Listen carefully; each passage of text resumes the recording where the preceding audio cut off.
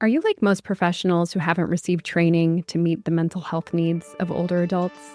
Well, this podcast is for you.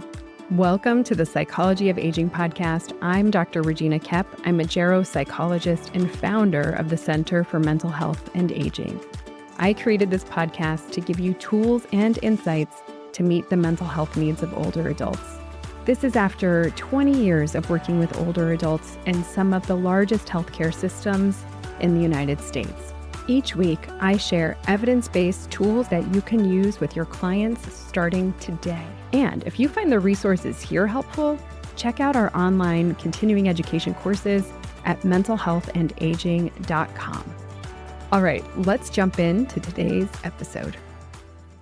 About 65% of people 65 and older report high-risk drinking. High-risk drinking is defined as exceeding daily guidelines at least weekly in the past year. There are many ways that alcohol impacts older adults' bodies differently than younger age groups, and I'm going to review 3 of those considerations now. The first is that as we age, our bodies have increased sensitivity to alcohol. This means that our body's tolerance is lower and that we generally experience the effects of alcohol more quickly than we did when we were younger. This puts older adults at a higher risk of falls or car accidents and other unintentional injuries. Also, as we age, our bodies are more vulnerable to certain health conditions. And so when we have these health conditions as an older person and then we drink on top of these health conditions, it can have a serious impact on our health and make those problems worse. So conditions like diabetes, ulcers, stroke, heart disease, liver problems, cancer, memory problems or dementia disorders, depression, anxiety, decreased bone density or osteoporosis. Heavy drinking can make these medical conditions worse. Not to mention that even if we don't have those medical conditions to start, heavy drinking can increase the risk for some very serious medical conditions in the near future, especially for older folks. Drinking too much alcohol over a long period of time can also lead to medical problems like liver disease, cardiovascular disease, dementia disorders, osteoporosis, chronic pain, and a myriad of other medical conditions as well.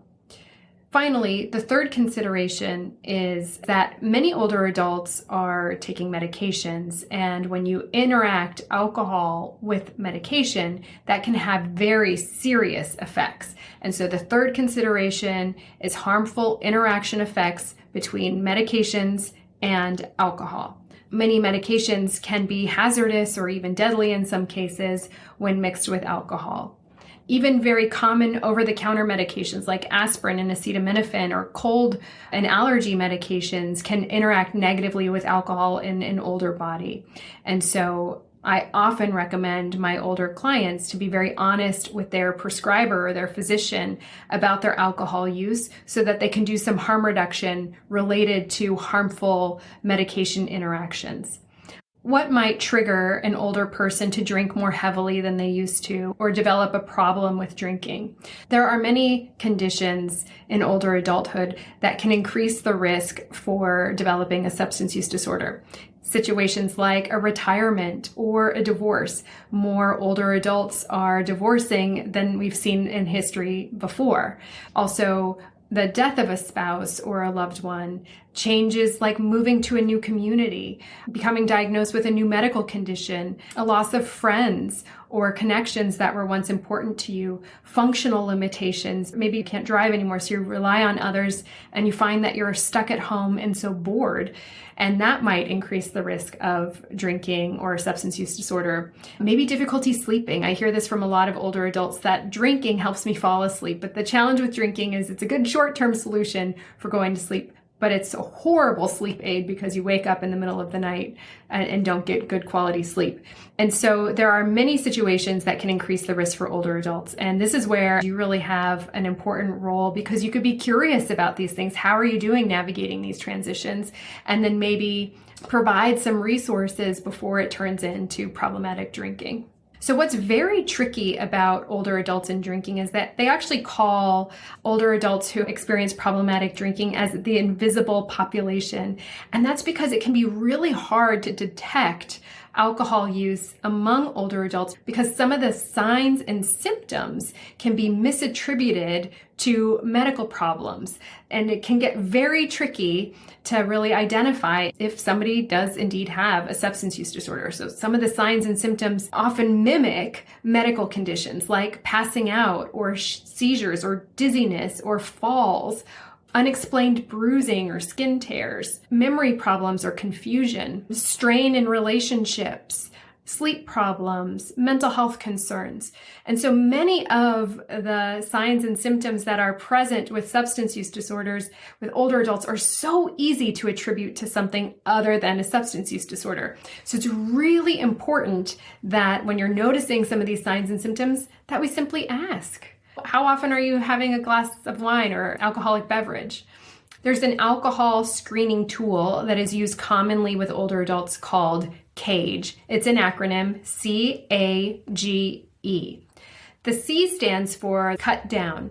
Have you ever felt that you needed to cut down on your drinking? Yes or no? The A is for annoyed. Have people annoyed you by criticizing your drinking? The G is for guilty. Have you ever felt guilty about your drinking? And the E is eye-opener. Have you ever felt that you needed an eye-opener first thing in the morning to help you calm your nerves? And so if the person says yes to any of these, that's a good time to start the conversation about getting them connected with their primary care doctor to see if there might be other ways to support them instead of substance use. There's a myth about aging that older adults are rigid and will never change. And I've heard from many providers, medical and mental health providers, why would I refer this older person to treatment? They're not going to change anyway, that they're too rigid and won't change because older people don't change, right? Wrong. What we know is that substance use treatment is highly effective for older adults. And there have even been studies that show that it's even more effective for older adults. So one study looked at older adults who engage in substance use treatment that was tailored for older adults and found that those older adults tended to have better outcomes in terms of sobriety even a year after treatment ended.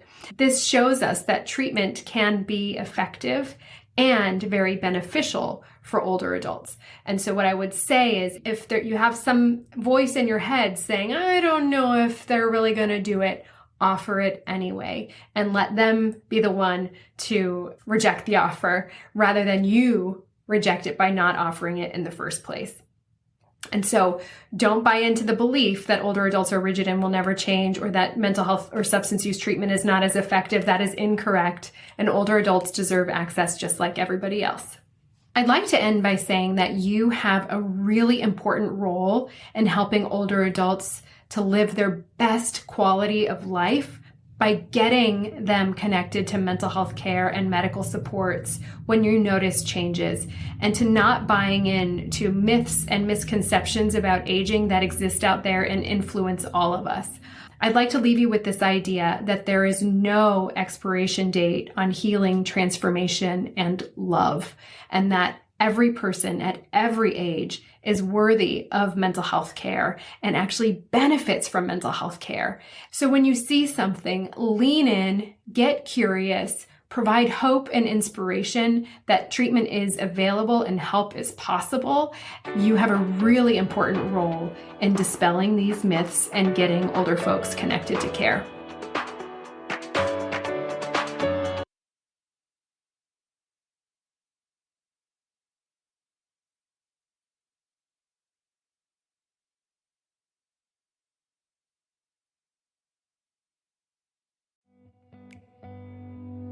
Calling all mental health providers. Have you been feeling ineffective, stuck, or unsure of how to best help your client with memory loss?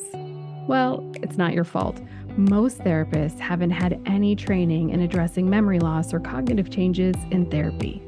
But I got something for you. In my free 10-minute video where I walk you through 5 steps for helping your clients presenting with memory loss, you'll learn the difference between memory loss and mental health concerns for older adults and how to help. Get this free training and a bonus workbook that you can start using in your clinic today. Simply go to www.mentalhealthandaging.com/clarity to learn more. That's www.mentalhealthandaging.com/clarity, CLARITY.